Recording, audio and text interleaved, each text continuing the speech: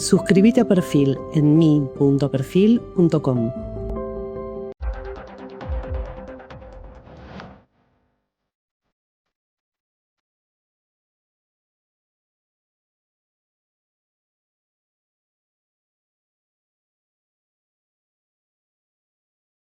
Seguimos con más modos Fotoveque hasta las 13. Ahora es momento de presentar al próximo entrevistado. Es un sociólogo egresado de la Universidad Nacional Autónoma de México. Realizó su doctorado en Ciencias Sociales en el Centro de Estudios Sociológicos del Colegio de México. Es investigador de CONICET y se desempeña como director del programa Cambio Estructural y Desigualdad Social en el Instituto de Investigaciones Gino Germani de la UBA. También se destaca por su labor como jefe del Observatorio de la Deuda Social en el Departamento de Investigaciones Institucionales de la UCA. Recibimos en modo Fontevecchia a Agustín Salvia.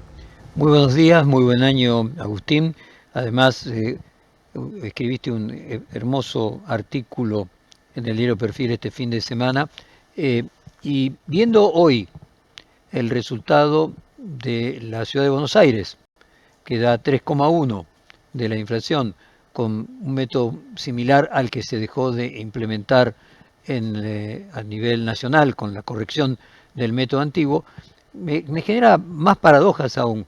¿No es tapar el sol con la mano si finalmente tenés en la ciudad de Buenos Aires que se va a publicar el mismo índice, que aunque no representativo de todo el país, bastante representativo en general? ¿No parece algo, no sé, ingenuo y casi podríamos decir del orden de lo psicológico, una negación de la realidad?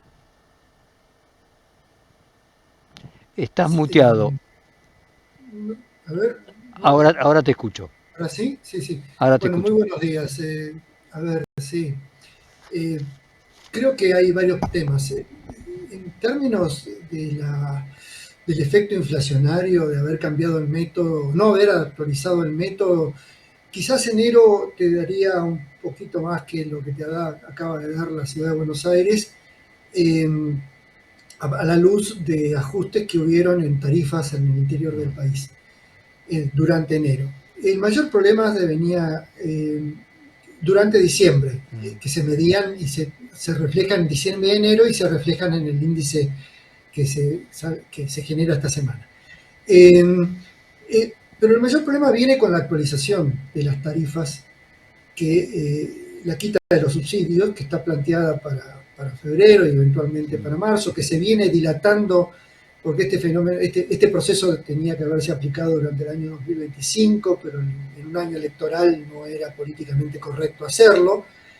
Y bajo la promesa permanente de una baja de inflación que no logra alcanzarse, sin duda el gobierno en este contexto encontraba que el escenario hacia adelante se convertía en muy peligroso en cuanto a dar señales de aumentos importantes en materia inflacionaria, cuando viene insistiendo en que la tendencia va a ser a la baja y quiere manejar las variables macroeconómicas, pero también el discurso político-económico en términos de una caída de la inflación. Era completamente contradictorio. No va a depender que baje o suba la inflación porque no se actualice el índice, pero el índice iba a hacerle un ruido político y económico, y también financiero en términos fiscales, porque la actualización de las jubilaciones, de la UH, las negociaciones salariales en puerta, las presiones vinculadas a los bonos indexados por inflación, obviamente que iban a tener un costo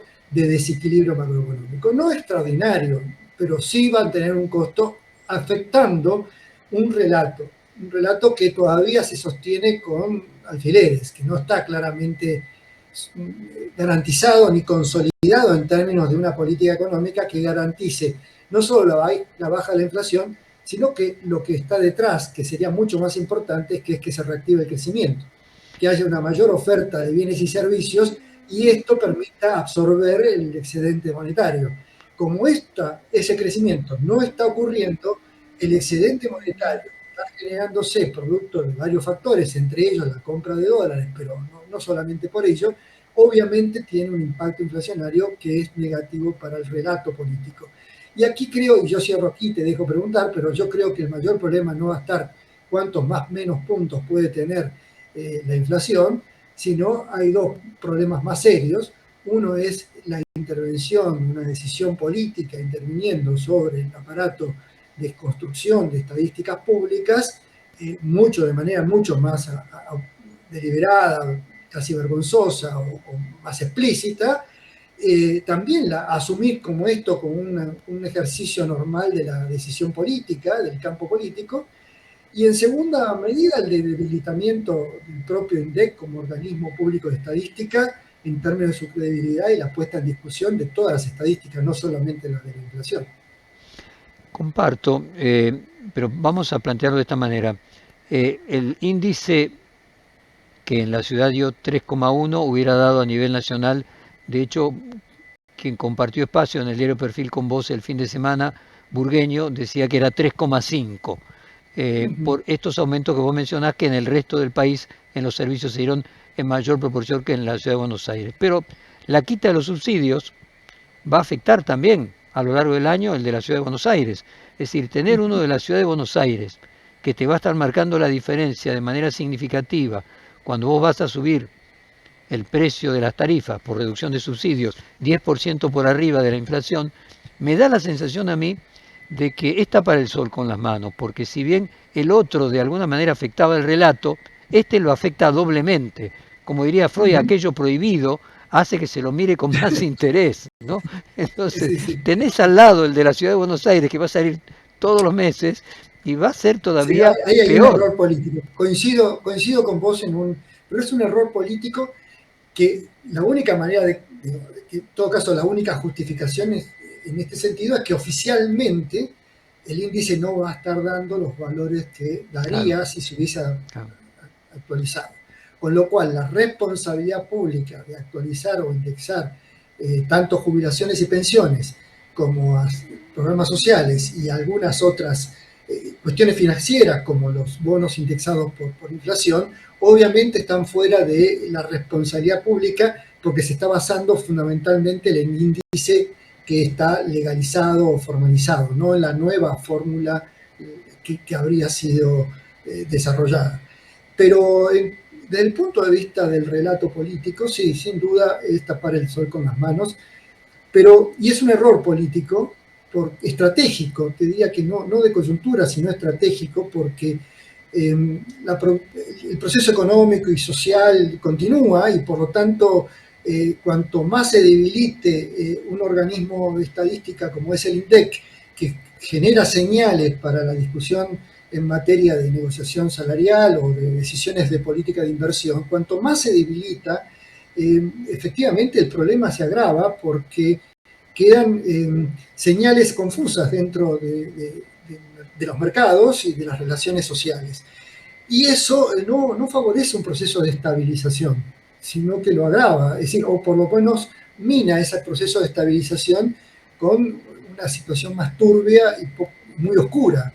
El punto de vista incluso como objetivo estratégico. Ahora, ¿qué se gana con esto? Y yo creo que lo que se gana con esto es la imposición de la autoridad política económica sobre las estadísticas. Creo que lo productivo de esta acción está en mostrar que hay una maquinaria del poder sobre la cual, y no es el único escenario donde esto ha ocurrido, no es el único escenario, pero donde hay una maquinaria del poder que indica que básicamente quién conduce la máquina detrás del proceso de producción de relatos, de discursos, de construcción de sentido. Y lo que creo que es una afirmación de esto, no hay producción de sentido dentro del gobierno que contradiga la producción de sentido y la verdad que se quiere plantear desde el propio oficialismo. Entonces, es justamente garantizar que todas las condiciones del poder al interior del gobierno estén coordenadas y alineadas alrededor de una perspectiva unívoca y una representación unívoca de lo que es verdad y de lo que es mentira. Agustín, quiero aprovechar tu amplio conocimiento e ir al tema de la pobreza, para decir, uno de los factores de la política argentina, desde la reforma constitucional de la segunda mitad de la última década de este siglo, es el ambacentrismo. O sea, es muy difícil para cualquier gobernador ser conocido para ser candidato presidencial fuera de su provincia, y en líneas generales los personajes conocidos están todos viviendo en la ciudad de Buenos Aires y sus alrededores, porque aquí se concentra toda la producción de sentido, los canales de televisión, los diarios, los sitios, la producción periodística, la producción cultural. Esta es la caja de resonancia de todo el país. Y hago toda esta vuelta para llegar nuevamente al índice de la ciudad de Buenos Aires. Es decir, evidentemente, como pocos países, toda la Argentina mira a su capital de una manera mucho más presente. En Brasil, por ejemplo, no hay manera de que haya una ciudad que represente todo Brasil porque está dividida las fuerzas entre distintas ciudades. Acá en la Argentina, como en Tokio con Japón o en Londres con Inglaterra, hay determinados países que tienen una ciudad que concentra, es la vidriera absoluta del país. Entonces, el índice de la ciudad de Buenos Aires tiene una importancia distinta al índice, con todo respeto, de La Rioja. Entonces, creo que el gobierno enfrenta en su relato, en su construcción de relato, el espejo de la ciudad de Buenos Aires, donde, y aquí iba, no solamente está el índice de inflación que va a ser distinto, marcadamente distinto por esto que estamos diciendo a lo largo del año, sino también el tema de las personas en situación de calle. Vos podés decir, la pobreza baja, mostrar que las estadísticas indican que la pobreza baja, ahora ves el doble de personas viviendo en la calle. Y eso es un indicador no, yo diría, no sistemático, pero sí palpable y a veces incluso más penetrante, de que algo está pasando con la pobreza, porque si se duplica, se triplica la cantidad de personas que viven en la calle, en la principal ciudad del país, es también un grito contrastante frente a la narrativa oficial. Y al mismo tiempo me pregunto qué hacer con la gente en situación de calle, porque cuando le pregunto a los juristas hay una situación compleja allí, porque por ejemplo no se los podría obligar a ir a refugios si la ciudad o la nación construyese, reconociese, bueno, tenemos una situación de pobreza que vamos a atravesar durante 2 o 3 años, hay que construir más lugares para albergar a esta gente, pero no habría manera de obligarlos a ir. ¿Qué reflexión tenés sobre qué significa el aumento amplio de las personas en situación de calle y si tenés alguna experiencia de otros países en tratamiento de conflictos similares? Bien, has abordado distintos temas. Así, antes de llegar al último, déjame plantearte 2 o 3 cuestiones que creo que son relevantes. Una de ellas es, tengamos en cuenta que toda la alteración del IPC no modifica, que se haya hecho que no modifica en nada el umbral de pobreza, la canasta básica total, o muy poquito, porque el problema que está detrás en la medición de la pobreza en términos de medición por ingresos es la actualización del valor de la canasta con base en el presupuesto de gastos que tienen los hogares y que está también completamente desactualizado con respecto, así como está el IPC, está también desactualizado con respecto al costo que hoy tienen, la relación costo-ingresos que tiene para los hogares el gasto fijo en servicios versus los gastos corrientes en alimentos u otras cuestiones. Como esto no está suficientemente representado, la pobreza no está bien representado en el actual contexto económico, después de una liberalización de precios y de la próxima quita de subsidios, obviamente la pobreza tiende a bajar, pero a bajar estadísticamente y no a bajar genuinamente en términos de lo que la gente siente en el bolsillo. Su capacidad de consumo no mejora, por mucho que la pobreza esté bajando. Entonces marca situaciones de deterioro en materia de capacidad económica para algunos segmentos más que para otros. Los procesos de caída de inflación han logrado que los sectores medios hayan tenido una importante recuperación en su capacidad de administrar sus recursos e incluso a pesar de tener que pagar más tarifas también en su capacidad de consumo, producto de que han logrado mejoras negociaciones privadas o públicas en contexto de sus ingresos. Pero hay una franja de la sociedad que son las clases medias bajas y los sectores populares que eventualmente hoy por hoy siguen teniendo con mucho beneficio la caída de la inflación, pero con mucho perjuicio que sus ingresos efectivamente no les alcanzan y no logran atravesar la línea de pobreza. Y algunos de ellos, justamente estos segmentos que están hoy por hoy, que vemos que crecen en el sector, en la ciudad, en la principal ciudad o incluso en los conurbanos, en el primer cordón del conurbano de la ciudad de Buenos Aires, en el conurbano bonaerense, muestra que hay un aumento de las personas en situación de calle que son de sectores medios, bajos, ya no solamente sectores populares, sectores medios bajos que efectivamente no pueden pagar el alquiler, que no pueden pagar los servicios, que eventualmente han perdido el trabajo, que en esta situación aparece como un incremento de esta población que no encuentra habitación o no logra asentarse en una residencia y tener un plan de vida, de garantizar su bienestar mínimo. Ese contexto en la ciudad, aclaremos otro punto de lo simbólico. En el país tenemos 1/3 de sectores medios profesionales, 1/3 de sectores medios intermedios y 1/3 de sectores populares empobrecidos. La ciudad de Buenos Aires tiene 2/3 de sectores medios y 1/3 de sectores medios bajos y de segmentos populares. Obviamente, la construcción de opinión pública está mucho más dominada por los 2/3 que por el tercio inferior dentro de la estructura social. Y los 2/3 populares y de clases medias bajas del conurbano están relativamente invisibilizados. Y la agenda, como bien decís, la va construyendo el sector de clase media, de opinión pública. Esta agenda de construcción de opinión pública, que tiene su gran centro en la ciudad de Buenos Aires, obviamente hace muy ambicioso para cualquier poder político tomar el poder político de la ciudad de Buenos Aires y administrar incluso sus estadísticas, ¿bien? Y sus políticas. Creo que esto es también un punto importante en perspectiva a la estrategia política del gobierno y eventualmente de la oposición.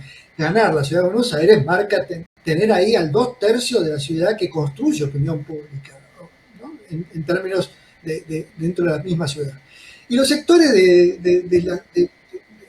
que padecen esta situación de falta de vivienda propia y de capacidad de tener un proyecto de gestionar su presupuesto de vida de manera satisfactoria, enfrentan una invisibilidad importante. No son temas de agenda central. Tú los puedes ver en la calle, pero no es un tema de agenda, más allá de que aparezca en determinados momentos en los medios de comunicación la presencia de ellos. No aparece como un problema acuciante. Te digo, hay una estructura social que lo justifica. Ahora, ¿qué hacer con ellos? Sí, efectivamente hay problemas jurídicos, pero lo primero que debería haber es detenerse la maquinaria que lo produce, por lo cual significa que haya más trabajo y más capacidad de generar empleo en los adultos o los hijos o quienes sostengan a esos hogares que les permitan alquilar o mantener o acceder a alguna vivienda y garantizar un sustento básico. Como eso no está ocurriendo, como lo que estamos teniendo es un proceso recesivo en materia de creación de empleo y de precarización, cuando se crea empleo más precario, obviamente lo que está generándose es que esos segmentos medios bajos que van perdiendo empleo, no van teniendo capacidad de pago para sus deudas correspondientes, quedan en la calle. Y este es el proceso que los está generando. Hay otro proceso emocional, psicológico, afectivo. Para muchos hay una parte de esos segmentos de la población que están viviendo en la calle en situación de malestar psicológico, de exclusión psicológica y social, que requieren de políticas mucho más focalizadas. Y sobre los cuales la ciudad ha venido desarrollando políticas que no es que son impropias, son improcedentes, son correctas, pero obviamente no son suficientes cuando lo que te está ocurriendo es una demanda de esa oferta. Es decir, estás generando más segmentos que reclaman algún tipo de asistencia y de apoyo y tu capacidad para gestionar ese apoyo es muy bajo. O por lo menos lo podés gestionar en el campo, quizás relativamente, quizás en el campo psiquiátrico o de la salud mental, pero difícilmente lo puedas cubrir en el campo de las necesidades económicas y de las necesidades laborales, porque no tenés capacidad para crear empleo desde el punto de vista del Estado ni de la política económica. Ahí creo que hay una contradicción sustantiva, es decir, necesitamos que haya una sociedad capaz de crear empleo y tener movilidad social ascendente, y por lo tanto, los hijos o los padres de quienes están afuera o los hijos de quienes están en la calle los recogen y los recuperan, o los parientes o los amigos los recuperan para su inclusión social, eso en un contexto de crecimiento, pero cuando no hay ese crecimiento y cuando la necesidad empieza a multiplicarse al interior de la familia y de las redes empobrecidas, obviamente hay muy poca capacidad de incorporar a estos segmentos a una vuelta a la vida social. Muy interesante la idea que queda de lo que vos estás diciendo, de que para cualquier gobierno la ciudad de Buenos Aires es un espejo de su gestión nacional. O sea, pues decir, acá hay 2/3 de personas de mayor ingreso que en el resto del país y lo inverso con el conurbano. Pero las personas que están en situación de calle en gran proporción en la ciudad de Buenos Aires vienen del conurbano. O sea, no es que sea un producto de que como la ciudad es la ciudad más rica del país, padece ese flagelo en menor proporción. Entonces hay un espejo allí que a mí me da la sensación, quizás por la experiencia de haber vivido en Nueva York cuando Nueva York quebró en los 80, y uno de los temas eran los famosos homeless en todas las calles, incluso de la Quinta Avenida, y era el reflejo de la Nueva York que había quebrado en aquel momento, ¿no? Y era una especie de significante del fracaso de la economía norteamericana en aquella época, cuando tenía casi 20% de inflación anual, algo inimaginable, ¿no? Pero me parece que vos lo decís bien, controlar la ciudad de Buenos Aires para un gobierno nacional es incluso controlar las estadísticas de la ciudad de Buenos Aires, que son un espejo de todo el país. Como siempre, Sí, Agustín, hablar con vos es muy ilustrativo, te agradecemos mucho, volvemos a desearte el mejor 2026, mandarte un abrazo